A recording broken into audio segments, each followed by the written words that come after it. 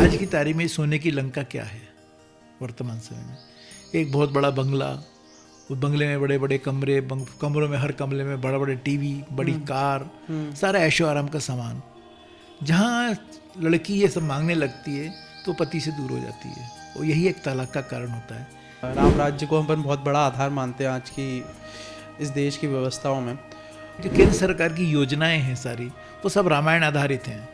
Sir, अभी current की जो राजनीति में है उसमें क्या गैप्स आ रहे हैं आपके अनुसार, और साथ में अगर आपने जो राम का अध्ययन करा है उसमें उसका क्या सॉल्यूशन बताया गया? स्वच्छता अभियान को यदि हम देखें तो स्वच्छता अभियान में भी भगवान राम नंगे पांव चल रहे हैं। सर, जो लोकतंत्र का चौथा स्तंभ है जिसे हम मीडिया कहते हैं, तो मीडिया को और हनुमान को आप कैसे जोड़ते हैं? जैसे मैं राम को बोलता हूँ कि राम शब्द को यदि हम देखें तो इसकी संधि करें तो रा से राष्ट्र और माँ से मंगल है। जो राष्ट्र का मंगल करे वो राम है। सुग्रीव को आप कैसे देखते हो? कि हमको जनता की भक्ति करना चाहिए, जिन्होंने हमको वोट करते हैं। पाँव तभी जमते हैं जब आप राम की नीतियों पर चलोगे, राजनीति नहीं करोगे, नीति से राज चलाओगे, तो निश्चित रूप से अंगद जैसा पाँव जम जाएगा। कि अंगद को सबसे अच्छा राजदूत बताया जाता है, क्या वो वाकई में थे? कि जब भी किसी राज्य की कल्पना की गई है तो राम के राज्य की कल्पना की गई है।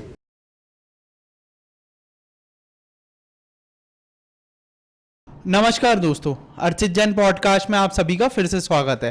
तो दोस्तों, आज के पॉडकास्ट के जो हमारे गेस्ट हैं वो भारत की राजनीति में एक बहुत बड़ा नाम है, और साथ में भोपाल के पूर्व सांसद भी रह चुके हैं। वो मैं बात कर रहा हूँ आलोक संजर जी के बारे में।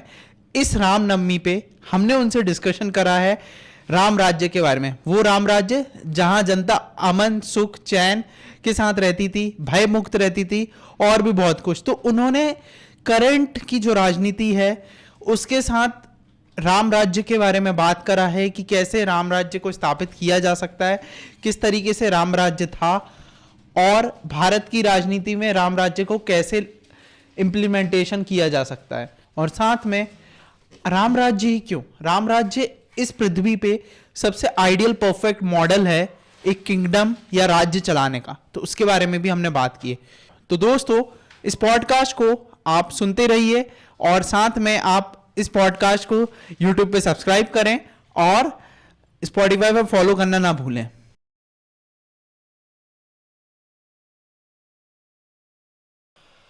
आलोक सर, आपका बहुत बहुत स्वागत है अर्चित जैन पॉडकास्ट पे। नमस्कार। भगवान राम राज्य के आज हम राम राज्य को हम बहुत बड़ा आधार मानते हैं आज की इस देश की व्यवस्थाओं में। तो राम और राजनीति पे आपने एक बुक लिखी है, उसके बारे में आप बताओगे क्या? हाँ, मैं अभी बुक लिख रहा हूँ, कंप्लीट होने जा रही है। राम, चूँकि जब मेरा टिकट नहीं हुआ दूसरी बार, तो फिर मैं करूँ क्या? तो वास्तव में मेरा अध्ययन काल हो गया। तो मैंने रामायण, तुलसीकृत रामायण का मैंने सूक्ष्म अध्ययन किया, दोहे चौपाइयों को, फिर मैंने उसके अर्थों को पढ़ा। तो जब अर्थ पढ़े तो मैं राम को मैंने राजनीति से जोड़ा। तो एक अपने आप प्रश्न खड़ा हुआ कि देवताओं में भी सबसे बड़ा राजनीतिज्ञ कौन है? तो प्रश्न हुआ कि इस प्रश्न का उत्तर यही आया कि कृष्ण है, इंद्र हैं, लेकिन राम ही सबसे बड़े राजनीतिज्ञ हैं मेरी दृष्टि में। तो उसको मैंने विदिन ए सेकंड में प्रूव भी कर सकता हूँ कि जब भी किसी राज्य की कल्पना की गई है तो राम के राज्य की कल्पना की गई है। तो यहाँ से प्रूफ होता है कि राम ही सबसे बड़े राजनेता हैं। तो राजनेता को लिए क्या करना चाहिए? तो राजनेता के लिए 3 चीज़ें हैं जो बहुत महत्वपूर्ण है उसके जीवन में। सबसे पहला जो है, राजनीति का पहला नियम है त्याग, जो राम ने किया। अनाउंस होने के बाद कि आपको राजा बनना है, और उसके बाद उनके पिता जो ने बोला कि नहीं, आपको 14 वर्ष के लिए वनवास जाना है, तो उन्होंने पिता की बात को तवज्जो दी और अपने उस मोह को त्याग दिया कि मैं राजा बनने वाला हूँ। तो त्याग किया राम ने। राम ने जब त्याग किया तो उसने आप पूरी अयोध्या उनकी हो गई, फॉलोअर्स उनके अपने आप खड़े हो गए। तो उसके लिए उन्हें प्रयास नहीं करना पड़ी, सारी अयोध्या कर ले कि हम तो राम के साथ हैं और हम भी राम के साथ वनवास जाएंगे, ऐसा कथा में दर्शित किया गया है। फिर जब दूसरा नियम ये बन गया कि यदि आपको राजनीति में करना है तो पहला नियम त्याग हो गया, दूसरा नियम आपको आपके साथ समर्थक होने चाहिए।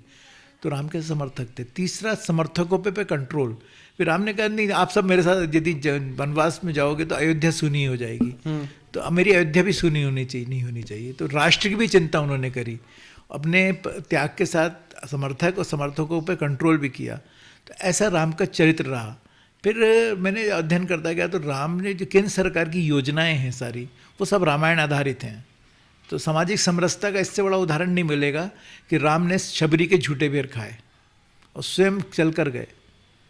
बेटी बचाओ में हम आंदोलन चल रहा है, इतना बड़ा कार्य सरकार चला रही है, तो रामायण में भी जटायु जी ने सीता जी को बचाया, जबकि वो वृद्ध हैं और पक्षी हैं और उनके पास कोई हथियार नहीं, जबकि हथियारों से लैस है रावण। लेकिन जटायु जी ने अपनी चोंच से प्रहार किया और एक बार तो मूर्छित भी कर दिया रावण को। तो वहीं से संदेश भी निकलता है कि यदि आप बुजुर्ग भी हो और आप शक्तिहीन नहीं हो, मतलब शक्तिहीन नहीं हो, बलवान नहीं हो, तो आप कम से कम किसी महिला पर अत्याचार हो रहा है या बेटी पर अत्याचार हो रहा है तो मुँह से तो बोल सकते हो। लेकिन अंत में रावण ने उनके दोनों पक्ष काट दिए, दोनों पंख काट दिए। तो जब पंख काट दिए तो वो नीचे गिर पड़े। तो यहाँ भी एक संदेश मिलता है कि यदि आप किसी बेटी को बचाते वक्त यदि आप पर हमला भी होता है और मृत्यु के नज़दीक भी होते हैं तो राम की गोद मिलेगी। तो राम की गोद मिली जटायु पक्षी होने के बाद भी। तो इससे बड़ा उदाहरण क्या हो सकता है? सही बात। स्वच्छता अभियान का यदि हम देखें तो स्वच्छता अभियान में भी भगवान राम नंगे पाँव चल रहे हैं। खड़ाऊ जो है भरत भैया ले गए उनके। अच्छा। तो मार्ग में कांटे पड़े थे, राम के पाँव में कांटा चुभा, तो उन्होंने कांटे को सब निकाला और स्वच्छता मतलब मार्ग को स्वच्छ करने लग गए। तो लक्ष्मण भैया ने कहा कि भैया क्या कर रहे हो आप? तो राम ने कहा कि मैं स्वच्छ कर रहा हूँ मार्गों को, क्योंकि लोग आएंगे मुझसे मिलने, अयोध्यावासी यहाँ पे। भरत भी आ सकता है क्योंकि मैंने पदवेश छोड़ दिया, सबने पाँव से अपने पदवेश छोड़ दिए हैं, तो उनके पाँव में भी कांटा घुसेगा। तो उनको, मेरे तो पाँव में दर्द होगा, उनके दिल में दर्द होगा। तो उनका दिल में क्यों दर्द होगा? उनको एहसास होगा कि राम यहाँ से निकले होंगे तो कांटा उनके पाँव में चुभा होगा, तो अपने दर्द को भूल के मेरा दर्द याद करेंगे। इसलिए इस मार्ग में कांटे ही नहीं रहने दूंगा। और इसलिए प्रधानमंत्री नरेंद्र मोदी जी ने भी पहला भाषण जब लाल किले की प्राचीर से दिया तो उन्होंने स्वच्छता अभियान को दिया। गांधी जी को याद करके उन्होंने कहा कि हमको स्वच्छ भारत बनाना है, और आज उसका परिणाम हम देख रहे हैं कि हमारा भारत स्वच्छ है। छोटे छोटे बच्चे भी इस बात की चिंता कर रहे हैं। अनेकों उदाहरण है। मैत्री का उदाहरण कितना बड़ा है। सुग्रीव से राम की मैत्री हुई। हनुमान जी का अपना रोल है। एक एक पात्र का अपना रोल है। सब रामायण है जो राजनीति में बहुत महत्व रखता है। तो अब यदि किसी का विभीषण है तो विभीषण ने भी सत्य का साथ दिया, अपने भाई का साथ छोड़ दिया। तो ऐसा करके जो अब मैंने रामायण का जब सूक्ष्म अध्ययन किया तो उसमें बहुत सारी चीज़ें निकल कर आई जिसको मैंने राजनीति से जोड़ा। सर, अभी करंट की जो राजनीति में है उसमें क्या गैप्स आ रहे हैं आपके अनुसार, और साथ में अगर आपने जो राम का अध्ययन करा है उसमें उसका क्या सॉल्यूशन बताया गया?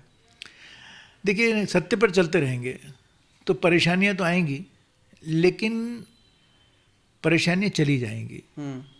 देखिए, आज वर्तमान समय में बहुत सारे लोग ऐसे हैं, जिसको मैंने आज ही लिखा है, कि लोगों को मज़ा आता है दूसरे को परेशान करने में। करेक्ट। लेकिन जो परेशान होता है उसको तो कहीं कभी ना कभी सुकून मिल जाता है। हाँ। लेकिन जो परेशान करने वाला होता है वो भटकता ही रहता है, उसको सुकून कभी नहीं मिलता है। तो ये पॉलिटिक्स में ज़्यादा देखा कि इसको मैं परेशान कर दूँ, इसको मैं इस पद पर नहीं आने दूँ, इसका मैं टिकट कटवा दूँ, वो उसी में लगे रहते हैं। लेकिन जो एक्चुअल राष्ट्र के लिए काम, क्योंकि जैसे मैं राम को बोलता हूँ कि राम शब्द को यदि हम देखें तो इसकी संधि करें तो रा से राष्ट्र और माँ से मंगल है। जो राष्ट्र का मंगल करे वो राम है। और राम के सबसे नज़दीक रहे बचपन से लक्ष्मण। लक्ष्मण शब्द की भी हम संधि करें तो लक्ष्य धन मन। तो लक्ष्य आगे रहना चाहिए, मन पीछे रहना चाहिए। तो लक्ष्य क्या है वर्तमान पॉलिटिक्स का? या मैं जिस विचारधारा में काम करता हूँ वहाँ तो लक्ष्य एक ही है कि तेरा वैभव अमर रहे, हम दिन चार रहे या ना रहे। हम राष्ट्र की बात करते हैं, तो मन हमारा पीछे रहना चाहिए। लेकिन वर्तमान समय हम देखते हैं कि लोगों का मन आगे, मैं, मेरा और मेरा ही सब कुछ, दूसरा कोई नहीं। तो एक पुरानी कहावत है, बकरी करती मैं, छुरी गर्दन चल जाए, और मैना कहती मैना सबके मन को भाए। तो मैं ना करके यदि हम काम करेंगे तो राष्ट्र का भी होगा, संगठन का भी हित होगा और समाज का भी हित होगा। सर, जो लोकतंत्र का चौथा स्तंभ है जैसे हम मीडिया कहते हैं, तो मीडिया को और हनुमान को आप कैसे जोड़ते हैं? देखिए, पत्रकारिता जगत में हम यदि देखें तो पहले जो वरिष्ठ पत्रकार हुए हैं जिन्होंने पत्रकारिता करी, गणेश शंकर विद्यार्थी जैसे पत्रकारिता के जो अग्रज रहे हैं, जिन्होंने पत्रकारिता में क्रांति लेकर आए, तो इंट्रो में कम शब्दों में अपनी पूरी बात को कह देना। और वर्तमान समय में क्या होता है कि हम जो काम की बात नहीं भी होती वो भी कहते हैं, है ना? सही बात है। सिर्फ उसको पेज को भरना नहीं होता, सफ़ेद पन्ने का जो है उसको हम काले अक्षरों से भर रहे हैं। लेकिन पत्रकारिता हनुमान जी ने भी करी है। हनुमान जी जब भेजे गए कि आप लंका जाओ सीता जी का पता लगाने के लिए, तो वो हनुमान जी वहाँ पे गए तो रास्ते में उनको पर्वत मिले, मैनाक मिली, तो बहुत लंकनी मिली, फिर उन्होंने सीता जी से बात करी, बात करने के बाद उन्होंने अशोक वाटिका को उजाड़ दिया। फिर रावण ने पकड़ लिया, फिर वो युद्ध हुआ, मेघनाद से युद्ध हुआ, फिर वो पाश में बांधे गए, फिर उसके बाद बहुत सारी खबरें, लंका जलाई। जब वापस राम जी के पास आए तो उन्होंने ये सारा विवरण नहीं सुनाया, उस घटना को उन्होंने रोचक नहीं बनाया। उन्होंने सीधे से बोला कि हाँ मैं सीता जी से मिला, मैंने उनको अंगूठी दी आपकी जिस पे राम नाम अंकित है, उन्होंने अपनी चूड़ा मुझको दिया, वो आपके याद में आपको विलाप कर रही हैं, वो आपको बहुत याद कर रही हैं, कंटिन्यूस राम राम बोलते हैं, इतनी सी बात बताई। तो अब बाद में जिसको निकालना था वो सब चीज़ निकल कर आई, लेकिन एक पत्रकार जो होता है वो थीम पर बात करता है। हनुमान जी से बड़ा पत्रकार मेरे को लगता है दुनिया में कोई नहीं होगा। ओके, सुग्रीव को आप कैसे देखते हो? देखिए सुग्रीव जो है, यहाँ पे दो चीज़ें हैं। सुग्रीव ने राम से मित्रता हुई दोनों की, फिर सुग्रीव की पत्नी को हरा हुआ था बाली ने, बाली के को बाण से राम जी ने मार दिया, सुग्रीव को राजा बना दिया। अब यहाँ पर आप देखते हैं तो राजा बनने का तो लक्ष्य से भ्रमित हो गए। राम काज कीने बिना मोहि कहाँ विश्राम, ये हनुमान जी बोलते रहे लेकिन उन्होंने नहीं बोला। फिर वो राजा बनने के बाद वो राजपाट में उलझ गए, अपने जो राज व्यवस्था थी उसमें मग्न हो गए, सुख भोगने लग गए। लेकिन उनका काम क्या था, मित्रता काय के लिए हुई थी कि सीता का पता लगाएंगे, माता सीता जो, सीता मतलब भक्ति, हम भक्ति का पता लगाएंगे, संकेत में यदि हम बात करें। लेकिन भक्ति से दूर हो गए, भक्ति के पास नज़दीक आने का उन्होंने प्रयास, तब राम जी नाराज हुए। तो एक यदि आपको किसी ने यदि आपको सत्ता दी है तो आपको राष्ट्र की भक्ति आपकी नज़दीक रहनी चाहिए। आपको राष्ट्र की भक्ति के नज़दीक आप रहोगे तो राम के नज़दीक रहोगे, परमात्मा के नज़दीक रहोगे। तो अभी वर्तमान समय मेरा मानना क्या है कि हमको जनता की भक्ति करना चाहिए, जिन्होंने हमको वोट करते हैं। करेक्ट। तो वो उसका हम उनका वोट लेने के बाद हम सुग्रीव बन जाते हैं, राजपाट में उलझ जाते हैं, हम जो है जो सुख भोगने लग जाते हैं। उस स्थिति में फिर राम हमको दूर कर देते हैं।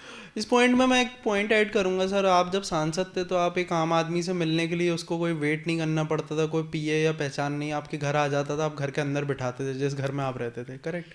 बट आज के जो सांसद हैं, मैं किसी का नाम नहीं लूंगा, बट वो 50-60 लोग हों तभी वो आएंगे, एक प्रोटोकॉल है वो फॉलो करते, तो ऐसा सबकी अपनी वे ऑफ वर्किंग है। हाँ।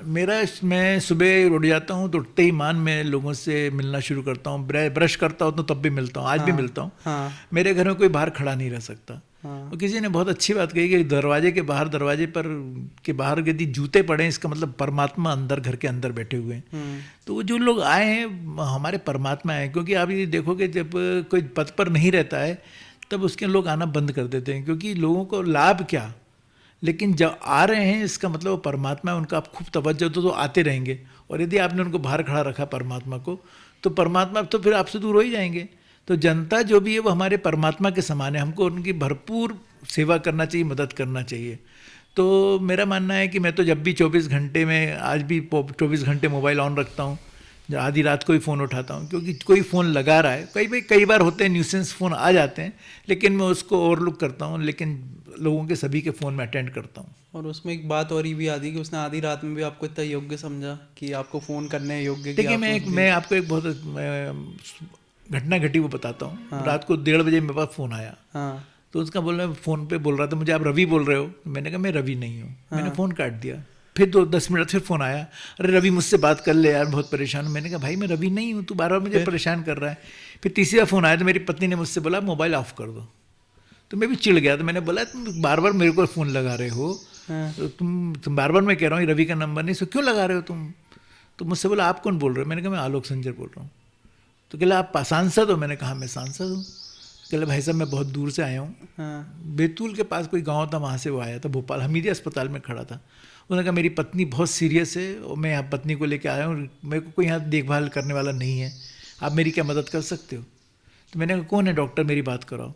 तो मैं वो डॉक्टर के पास गया, सांसद जी बात करेंगे। मैंने डॉक्टर से बोला, मैंने कहा कि इनकी क्या मदद कर सकते हैं, यदि बोलो तो मेरे को आना पड़े तो मैं आ जाता हूँ। तो उन्होंने कहा नहीं सर आप मत आइए, मैं इनकी पूरी मदद कर दूँगा।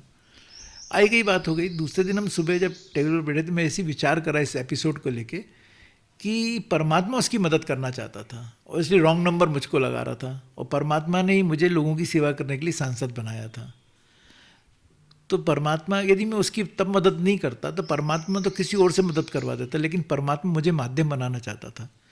तो आप माध्यम बनने के लिए तैयार रहो, परमात्मा आपकी जरूर कृपा करेगा, क्योंकि ईश्वर आपके पास भेज रहा है किसी को, कोई घर आपके आ रहा है, ईश्वर आपके घर भेज रहा है, और कभी कभी ईश्वर के रूप में ही वो आपके पास आ रहा है।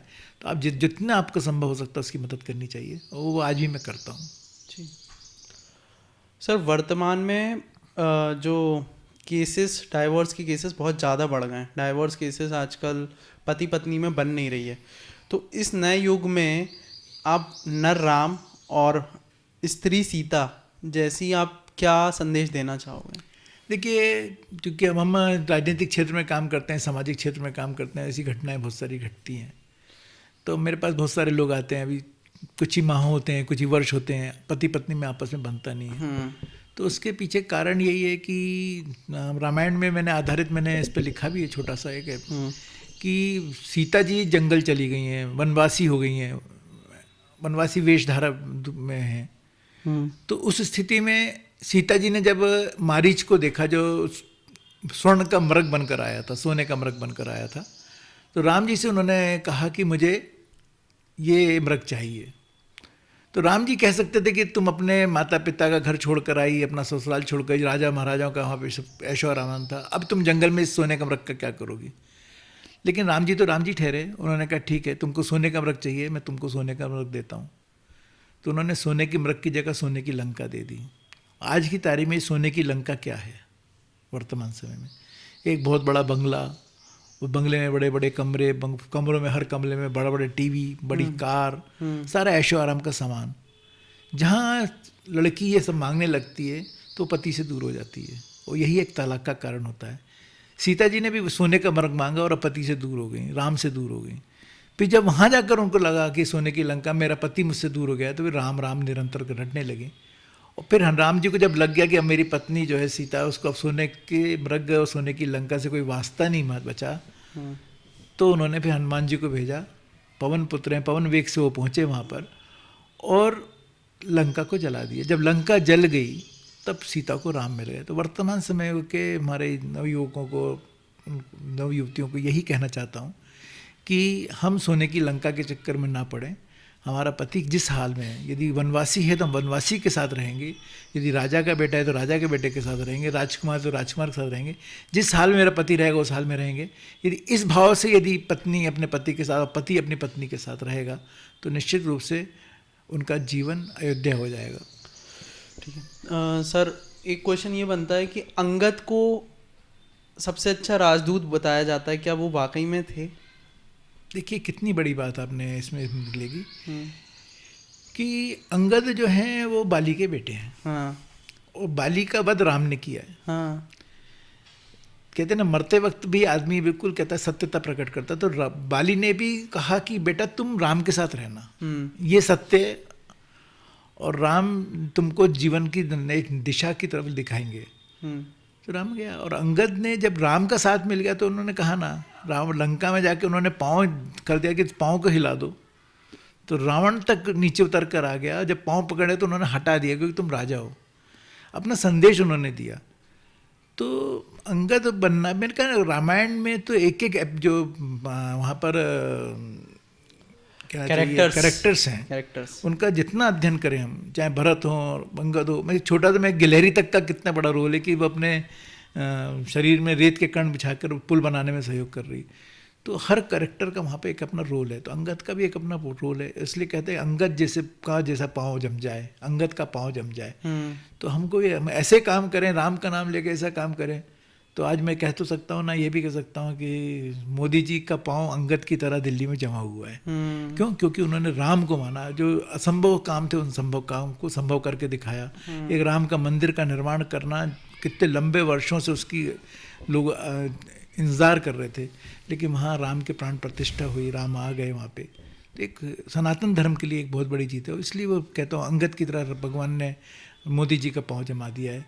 यूपी में योगी जी का पाँव जमा दिया है। पाँव तभी जमते हैं जब आप राम की नीतियों पर चलोगे, राजनीति नहीं करोगे, नीति से राज चलाओगे, तो निश्चित रूप से अंगद जैसा पाँव जम जाएगा।